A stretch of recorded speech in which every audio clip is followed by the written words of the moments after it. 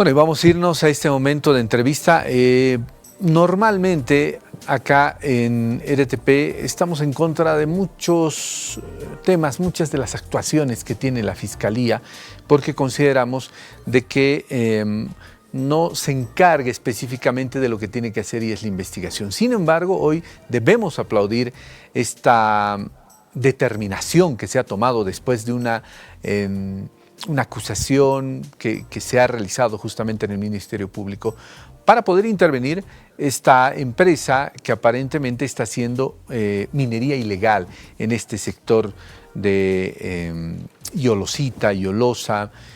Y claro, eso es lo que se tiene que hacer, no solamente en este caso, sino también en todo lo que está pasando en el norte de La Paz, donde ya se ha dicho bastante de que se está contaminando las aguas, y esperemos de que la justicia y las entidades que tienen esta responsabilidad puedan actuar de la misma forma. Bueno, vamos a hablar con el ingeniero Waldo Vargas Ballester. Él es docente e investigador, y vamos a hablar un poco acerca del Día Mundial del Agua, la importancia y el cuidado que se debe tener. Waldo, ¿cómo está? Buenos días, gracias por estar en RTP. Muy buenos días a toda la teleaudiencia. Bueno, estábamos viendo justamente una nota que el propio fiscal asevera de que se habían talado árboles, se habían hecho excavaciones de forma irresponsable, pero también se estaba contaminando el agua. Y eso es lo que pasa, Waldo, en muchos lugares del norte de La Paz principalmente.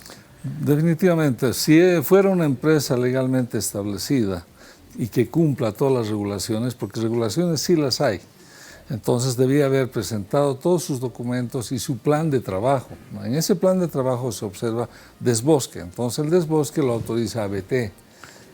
ABT da la autorización en el sentido de que si está bien el manejo planteado y la reposición de lo que se va a deforestar también.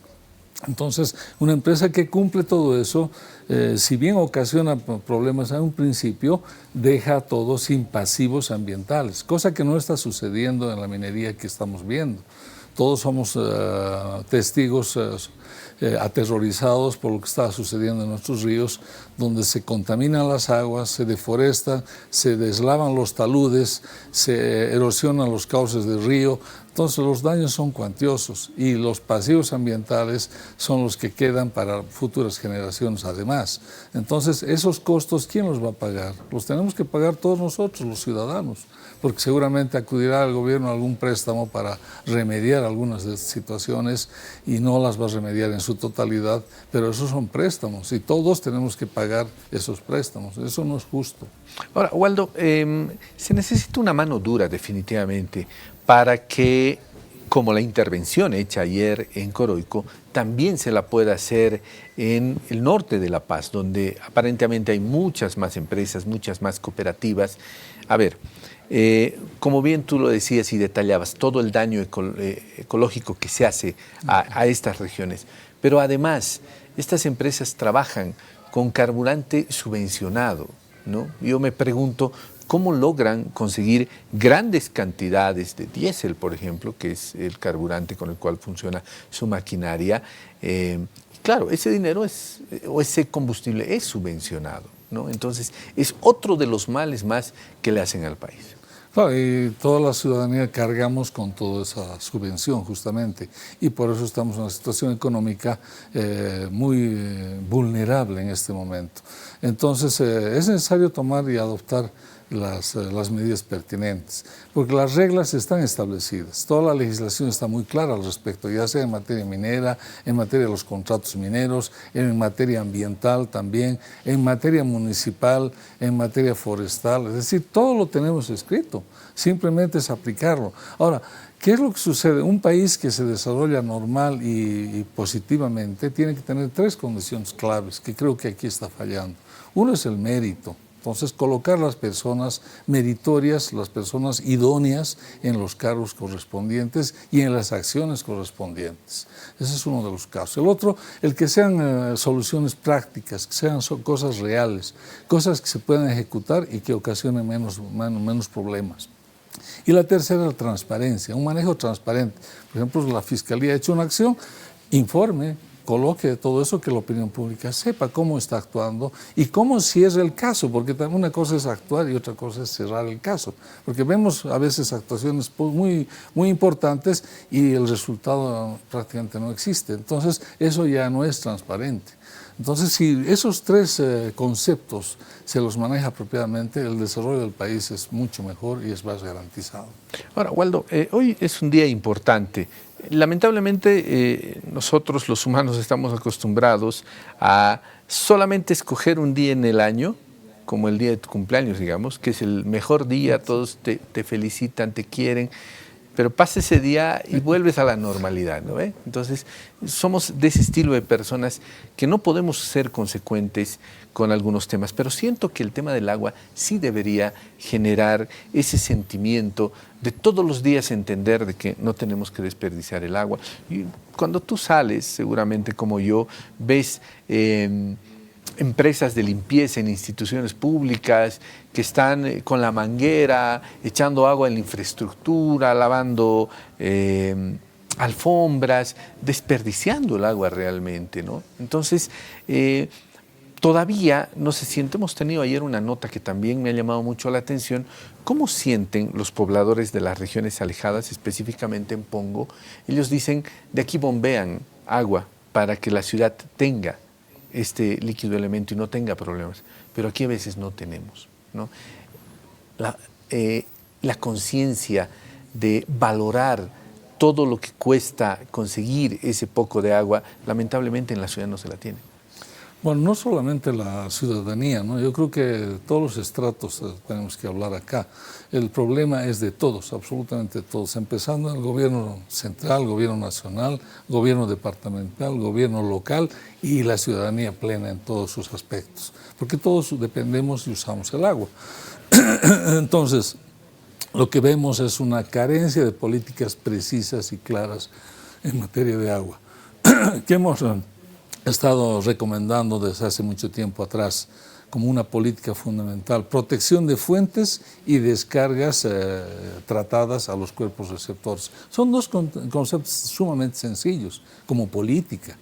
Ahí viene la estrategia, cómo tienen que ejecutarse esas dos políticas, y eso no vemos esa claridad. Si bien se han hecho esfuerzos para dotar de agua potable a muchas poblaciones y comunidades o ampliar la cobertura de estos servicios, en el caso de La Paz, por ejemplo, tenemos una cobertura ya de más del 80 y tantos %, casi 90% de cobertura de toda la ciudad, entonces eso es bueno. Pero lo que no tenemos es cobertura cero en materia de alcantarillado, porque no estamos tratando nuestras aguas. La ciudad de La Paz es el peor ejemplo que tenemos en el país, porque descargamos nuestras aguas residuales a cuerpos receptores sin ningún tratamiento, ¿no? Entonces, la pobre naturaleza antes resolvía el problema porque éramos pocos. Hoy en día ya no puede. Vemos un río Choqueyapu totalmente contaminado, más abajo los que utilizan para riego se ven afectados por esa calidad de agua también. Entonces, como esta situación se repite en el país, Cochabamba no está lejos, hablan de capitales, ¿no? Santa Cruz, Sucre, podemos mencionarlas todas, no se salva ninguna. A lo largo de los años, los distintos gobiernos han invertido en tratamiento de aguas residuales, se han hecho plantas. Veamos hoy en día cuántas de esas plantas funcionan y qué eficiencia tienen. Es lamentable el resultado. Es sumamente preocupante porque prácticamente no hay un control, no hay eficiencia, no hay monitoreo de todo esto. Entonces ese dinero prácticamente se ha malgastado. Para no ir muy lejos, en el lago Titicaca, todas las poblaciones circunlacustres, tanto del lado boliviano como del lado peruano, han recibido apoyo de muchas instituciones, entre ellas USAID, ALT, hasta ahora invierte en algunas comunidades, les hacen pequeños sistemas de tratamiento, se estrena, funciona un año o dos y después están abandonadas, no sirven, no funcionan. ¿Y por qué es eso? Porque no hay la cadena, es una cadena productiva. Entonces ahí tiene que haber preparación de técnicos, preparación de un sistema de monitoreo que vaya revisando y ajustando todas esas cosas en su momento oportuno y para que continúen funcionando. Y eso no se ha hecho. Entonces ese es el gran problema del tratamiento de las aguas residuales en Bolivia. está abandonado y no es eficiente. Entonces los resultados los estamos viendo. Todos nuestros ríos están contaminados, nuestro lago está contaminándose también cada vez más, con situaciones peores. Entonces ese es un motivo de profunda reflexión antes de que estemos recomendando que el uso racional. Sí, evidentemente, en la población el uso racional del agua es muy importante. Atender pérdidas y fugas domiciliarias y extradomiciliarias que EPSAS atiende, a veces no con la celeridad que el caso amerita, pero también dentro de las casas. Y en ciudades más grandes, por ejemplo, las empresas que administran el agua, ellas atienden inclusive las pérdidas domiciliarias y le cargan el costo al usuario, obviamente, porque eso no puede ser gratis. Pero de alguna manera hay una eficiencia en ese control, porque para un privado es más difícil buscar un plomero, llevar para que arregle, no sabe dónde está. En cambio, la empresa EPSAS ya sabe dónde están los problemas y más fácilmente lo puede resolver y más rápido. Menos pérdida de agua. Entonces son políticas sencillas, acciones sencillas que hay que implementar para mejorar la situación. Ahora, Waldo, hemos tenido un tiempo muy diferente. A principios de año se hablaba bastante, y claro, por eso incrementó el precio de la papa, por ejemplo, se hablaba bastante de la falta de lluvias en muchas regiones. Cuando uno hablaba con gente del campo, te decía, hemos sembrado, y bueno, primero la sequía, después la helada. Entonces no hemos podido obtener producto. Me imagino que es por todo este tema del cambio climático. En marzo normalmente dejaba de llover, pero hoy tenemos lluvias, no intensas, pero sí tenemos lluvias que están siendo aprovechadas por los hermanos agricultores para poder producir algo de alimentos. Las cosas no van bien y si nosotros no nos ordenamos como población, vamos a sufrir de todos estos problemas que se van a generar más adelante. Bueno, eso es un tema muy importante que has tocado, porque no vemos tampoco una acción clara al respecto. Habíamos mencionado que no es una versión mía, sino es una versión científica, que los sistemas agroproductivos van a fracasar, van a colapsar a medida que el cambio climático se acentúe con mayor fuerza. Nos está dando la naturaleza ventaja para que podamos adaptarnos a él. Se habla de resiliencia, yo soy un poco más cauto, resiliencia es un término demasiado fuerte, ¿no? Voy a resistir. No vamos a resistir a la naturaleza, es imposible.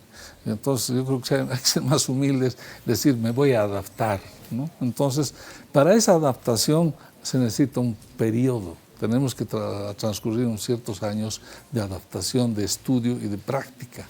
Entonces, ¿qué quiero decir con esto? Que la práctica de producción agrícola tiene que cambiar, empezando desde el sistema de riego, el tema de semillas, las especies que van a resistir el cambio climático y también la forma de producción. En lugar de espacios extendidos, tenemos que buscar espacios más compactos, protegidos contra heladas, contra granizadas, contra pequeños tifones o remolinos que teníamos antes y que ahora se han convertido en cosas más grandes, tornados, no me salía la palabra. Entonces tenemos que proteger y cambiar el sistema productivo. Pero eso implica estudio, implica multidisciplinariedad, implica inversión, implica juntar academia con la sociedad, o sea, con los campesinos. Tenemos que interactuar en forma muy mancomunada. No es decir, la academia dice, así hay que hacer, no. Hay que preparar, hay que trabajar de forma conjunta con ambos. Después, almacenar agua de lluvia, cosecha de lluvias. Entonces, para uso de este tipo, industrial, le llamaremos, no es el uso de los techitos de las casas. Eso ayuda, pero no es una solución. La solución es manejo grande de la cosecha de lluvias. Entonces, son temas globales grandes que estamos hablando y eso implica políticas también y acciones fuertes de parte del Estado, principalmente de la academia y también de la sociedad civil. Entonces es un trabajo mancomunado. Si no hemos entendido esa forma de trabajo y no hemos entendido la calidad, la magnitud del problema del cambio climático, estamos en serias dificultades y con un grave riesgo de sufrir mucho más. Gracias, Waldo, como siempre, por tu visita. Encantado, pues, a las órdenes. Ahí estaba el ingeniero Waldo Vargas Ballester, docente e investigador, compartiendo este momento importante de entrevista para que también usted pueda reflexionar sobre todo lo que está sucediendo en nuestro planeta. Seguimos informando al país. Con el auspicio